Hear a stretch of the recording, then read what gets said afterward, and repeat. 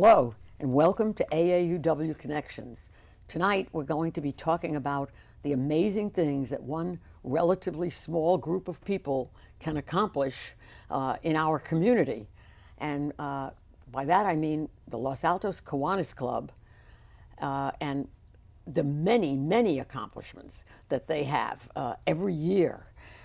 And to tell us about it are Charmaine Turbo, who is the president-elect of the Kiwanis Club, and Peter Bergsman, who is the co-chair of the Special Games, and we will be talking about that in some depth in a while. But before we start with the Special Games or any of the other projects, tell me a little about the history of the Los Altos Kiwanis Club. Started up in 1947, 5 years before Los Altos, in fact, was incorporated as a city. Mm-hmm. Yeah, So, and has been going ever since. Membership varies as high as about 75 or 80. Sometimes it's been down in the 20s. Right now we have about 30 members. and with those 30 members, you accomplished the work of hundreds of people. That's what's so amazing to me. We're small but mighty, Marge. Exactly. And it's Los Altos, Yeah. Marge. Yeah. Now, one of the things that I think a lot of people in the community think of when they think of the Los Altos Kiwanis Club right away is the pet parade. Yes. Which to me is my very favorite event in Los Altos of the whole year. It always has been. I just love it. Now, Charmaine, when did it start, more or less? In and around why? 1947, we wanted to start an event that would be now become a heritage event. It's sponsored by the city of Los Altos, and kids bring their pets, anything from snails in their pockets to dogs, cats, Galapagos tortoise, and all sorts of nice fun pets. And so this 1947, that was about the time the club started. Mm-hmm. So Yeah. you started with the pet parade right away. Yeah. That's Sounds like it, pretty yeah. amazing when you consider the way it's taken off. I mean, Yeah. it's so the pet parade outdates the incorporation of the city. That's pretty That's interesting true. in itself. Now, when is it held? It's held normally the Saturday after Mother's Day. So we all get ready for about 2,500 to 3,000 children that Wow, is that participate. how many there are? And then think about all the parents and the volunteers that we have to hand out ribbons and basically organize parade. And we have the couple bands, local bands that also participate, and other local gymnastics groups. And What strikes me about it is that, especially since it's been going on since 1947, is how many generations must have participated in specific families. Some families have what, 3 or 4 generations? I'm sure Four. 4 generations now. Yeah. That's it's that, amazing. Yeah, it's just wonderful. It's such a part of the fabric of Los Altos. Charmaine was the mastermind who organized the parade this year, so she's So that was your baby. she's been That's- just through it. Yeah. Aside from your, Charmaine also has very young, newly born, Twins. relatively newly born Yeah. twins. But this other baby was in there too. Yeah. Now, you mentioned, Charmaine, how many participants there were. How many did you say? About 2,500. And in range, what are the ages of the participants? Anywhere from preschool. I mean, we even have parents carrying their infants. Oh, As- boy, there as you got the pets. 2 generations right there. there. Right there. But, you know, we have children very, very young through even teenagers that participate. So, and we have a lot of nonprofits that show up for pet charity and things like that as well. So. Sometimes I've observed when I'm watching it, it seems as though there are almost more people in the parade than, though there are lots of people watching it, but there are so many participants in the parade that I'm not sure who outnumbers who. Yeah. It's usually more participants, and then everybody just kind of funnels and watches everybody else. So it's a very, very beloved event Oh, it's in Los sure. Now, Altos. to be in the parade, do you have to register in advance? We'd ask that people register, and you can find that on our website at losaltoskiwanis.org.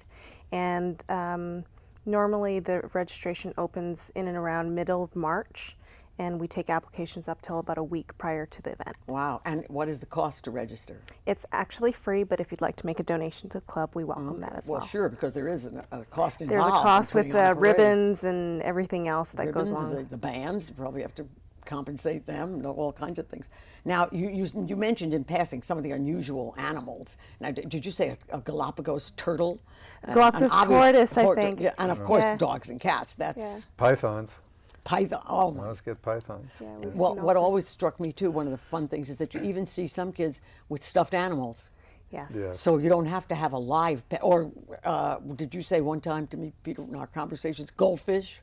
Goldfish we've had. I've seen absolutely. a full 50-gallon tank being pulled in a wagon full Wow. of fish. Yeah. Yeah. So we see it all. That is amazing, and as you said, it is a really beloved event, and one that people often think of as being associated with Kiwanis, rightfully so. Now, the other, even bigger event, and that we'll be talking about a lot more tonight, are these special games. Now, and not to be confused with the Special Olympics. So the special games are Kiwanis sponsored, and tell me a little about them, what they are, why they just tell us a little about the special games. The Special Olympics require a pretty high level of skill in order to participate in. For the special games, nobody is excluded. We will find some way to involve any child, no matter how challenged, in a competitive activity that they can be very excited about and proud of. It's been going for about 35 years now, so it's pretty well established, and it's long before my time. On an annual basis, we get about 1,000 athletes Oh my goodness. involved. And of One course, day. we will be running in the background a video of the special games, so people will get a sense. Excuse me. sense of what we're talking yeah. about when you say about 1,000 participants. About 1,000 athletes, and we recruit about 700 Kiwanis volunteers, both adults and it's about evenly split between adults and student volunteers. Very important. We could not possibly do this without the students. And then with the athletes come probably another 1,500 family, friends, teachers, schoolmates who provide care for the athletes Yes. during the day. So, and when we know when it started, about 35 years ago, you Yeah. said. And did it start in Los Altos? Did it start in California? How did it start? It started locally at an elementary school in Palo Alto. Oh, it did. And Okay. then it grew from there, and now it's countywide, Santa Clara County. It's a sponsored school day event. It has to happen on a school day because we Oh. need the school buses for the Oh, transportation. that's interesting. Yeah. So the school system is very much a part of it at this point. And we certainly are unable to serve the entire county because there would be many more than 1,000 children within Santa Clara County who would qualify. You see, you're unable to serve the We entire have about county. 60 schools who participate, Okay. and we sadly have to sort of draw the line there. The real limiting factor is unloading the buses. It's a very slow process. There are 150 buses. It takes us about 2 hours just to unload the buses to get the athletes into position. What time do the buses start to arrive? They start to arrive around 8, a little before 8. And then the event itself, once it's underway, it goes on all day? No, it runs No. around 10 to noon. And Oh, but okay. the It's real just limiting 2 factor is weather. If it's really hot, the kids can't stay out sure. too long. Yeah. But most of them, they go for about an hour and a half, and not many of them will stay out for 2 hours. They get hungry. Oh, yeah, well, I can understand that. yeah. And once they've gotten all their colored up ribbons, they're excited and they're ready to go home. But these kids love this event, and the second they're at school in September, they're wondering when are the special games. Really. And where is it held? Where are they held? It's held on the fabulous new stadium at De Anza College. De Anza, you might know, just redid their stadium from scratch, and we were the first outside organization to use the field very this first. year. Oh, yes. my goodness. And it was wonderful. Yeah, very excellent site for us. Yeah. And so obviously, the Kiwanis volunteers are from the Kiwanis clubs in our where? entire division. Yes, so we Division 34 and Division 12. We draw Which from about covers- 30 what 30 area does Kiwanis that cover? clubs. San Francisco to Gilroy. Oh my Yeah, goodness. it's a big area. It's a big project. Yeah. And now I understand that one of the first things that happens is the parade of the athletes. Is that correct? Yes. Tell us a little about that, Charmaine. Howard Bischoff, who is one of our oldest members, fabulous man, he announces every single child's name. Oh, so every child, all 1,000, He All reads off 1,000 1,000. walks by the child podium. hears- He announces every Yes. single and child's are name. they announced as the child Yes. comes on? Yes. Oh, just like, Not just by the name of the school. Every single child's name is oh, announced. how wonderful. Yeah. So Wow. it's quite special. So that's, but in preparation, again, you've got to have them lined up in that order. Yeah, and these are very challenged kids, so you can imagine that's a production. Yeah, Oh, but I'm sure that must be something they they don't love it. ever They forget. love it. Yeah, Now, and what are the ages of these athletes? K through 12. And I assume that many of these are athletes who have participated before. Right. Many of Yes. them are repeats, Yeah, they year come- after year they after come year. their whole life. Yeah. And we start to recognize these kids too. Oh, sure. Especially when we're, doing slideshows and stuff. We're like, oh, we saw the kid, and then the following year, I'm looking for them. Like, Oh, sure. is that kid still around? Is that kid going to join us? That must be again? wonderful This to athlete. recognize, whatever progress they've made Yeah. or how much they've grown up. Yeah. It's a humbling experience for adults, Oh. for us as participating as much as we put this event on. It teaches us how valuable life is and how valuable our health is and everything else. So- Now, do the students get to know each other in the course of the games, or are they? I guess they perform by event, Right. not by school. A lot of them are grouped together by school, and some APE teachers decide to split them up so that they can participate with different athletes. And it's a great day for socialization for both parents to meet other parents yes. with challenged children. Now, you said APE. What does that mean? Adaptive physical education. Ah, okay, Yes. okay. And these are all public schools?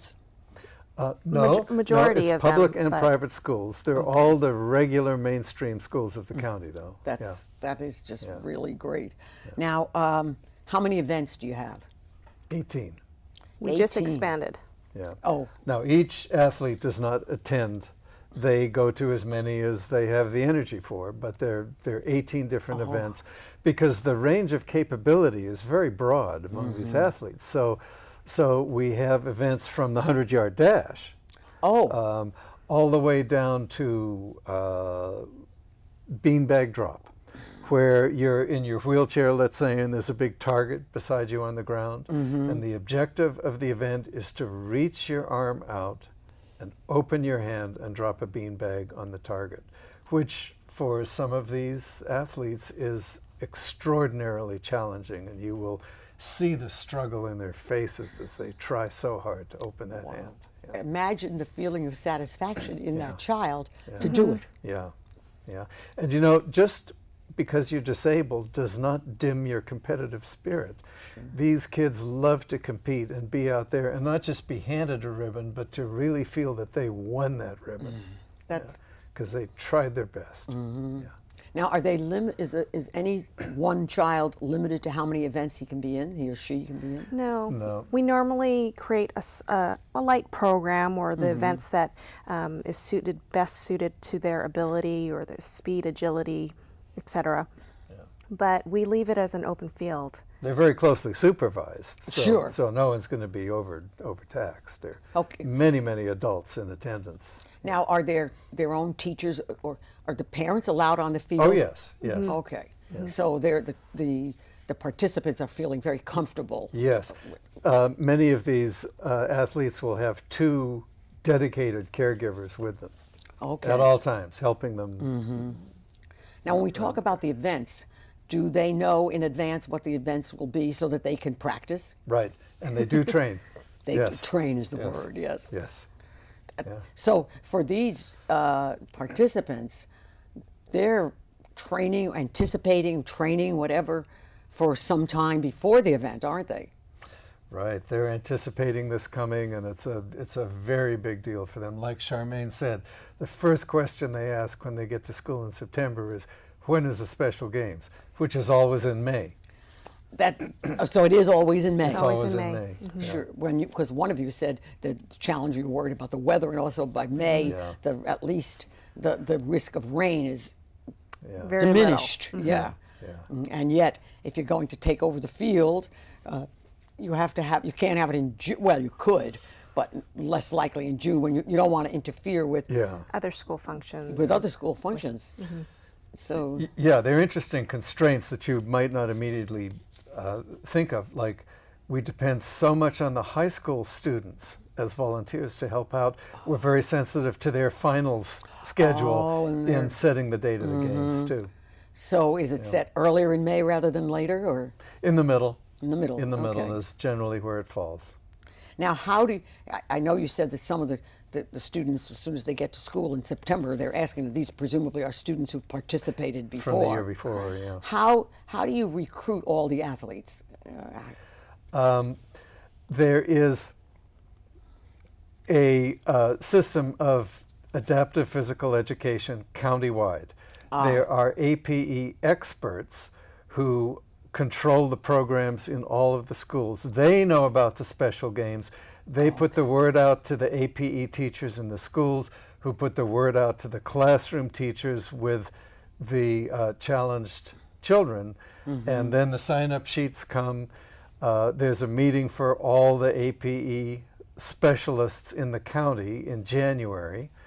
And then there's another meeting for all the bus drivers, because this is extremely disruptive to the bus schedule for one day. Oh yes, never even thought about that. And so all of that happens in January and gets boiled down, and then the We have the one day. Now, I think you might have answered this. If any one student can participate in any event that he wants, so there's no qualifying. No, absolutely no qualifying. It's really up to, again, we create a list of events that are best suited for the child's ability. But if they've gone through those events or don't feel like doing this event, they can go to another event. And That day, even. That day, absolutely. Yeah. And the events are graded from difficult to easy, and so it's obvious to the adults what the capabilities are, and to avoid difficult events. Sure, If yeah, it's you a- don't want to be embarrassing Right. Yeah. Yeah, anybody. We never have problems with that. Okay, so they don't have to qualify. Is there any cost? What does it cost a child to zip. participate? Zip. Nothing. Our club absorbs. Wow. And it's solely through the donations of other clubs. Our Yeah. biggest fundraiser during the year is our Los Altos Tree Lot, which really We'll funds. talk about that a yeah. little more as we get. Yeah. So that's just amazing. What are, I know you mentioned the bag drop. What are some of the other events? New this year was beach ball soccer. We wanted to add, we had 17, we wanted to add a new event, and one of the groups said, we don't have a kicking event. Let's do a kicking event. So we got these big, crazy beach balls in two sizes, because even if you're in a wheelchair, if it's a beach ball that's 2.5 feet across, you can bunt the thing and With your wheelchair, and your get it wheels, close to or a however target. get. So it wasn't a distance event; it was accuracy of how close to the target can you. So can you in that get the case, ball. a new game, Yeah. and was there enough of a description of what the game would be like so that the various schools could help train these kids to be in that event, or did they just get there that Peter day? has a manual. Oh, funny He's that I created should a ask. manual of how to run the games, but down to pictures of what the event looks like, how it's set up, but most importantly, how the event is to be played or participated in. And each of the schools has a manual. Oh yeah, everything is It's all online. on the website. Everything is Okay. online. And We're on the over website. documented. in a good way, and that's how Sure. registration happens now too. So then how you mentioned that the kids Yeah. still have a competitive drive. So Yes. how competitive are the games? Everybody's a winner. Everybody gets Okay, a so ribbon. everybody gets. Everybody gets a ribbon, but there's this competitive edge with the higher functioning athletes, Yeah. where I've seen kids crying and absolutely upset because their wheelchair wasn't fast enough. Oh my. So they know, and there are some children and some athletes who just want every color ribbon possible, and they're just holding their hands out. So how do you get a different color? Because are there first place winners? There's or, always somebody per se saying you're first, second, third. But Okay. whatever color the athlete wants, we give. Okay. I So mean- you don't say, well, you get a blue ribbon, but no, you only get a yellow one. No. The Okay. motto of the special games is make it work. That's what we tell all the volunteers. Make it work. So if you have a group of athletes at your event and one of them is just desperate for a red ribbon, Give them 5 red ribbons. Okay. do what needs to be done. Yeah. Okay, so there are no, that's really wonderful. There are no specific winners. Everybody is Everybody's available. a winner. That's Yes. now. It must take you mentioned how many volunteers, or that all these clubs and then the high school. How many volunteers do you have about? We have about 350 adults and 350 student volunteers. And the students are from middle school, high school, and college level, all three. And so that's about 700 volunteers.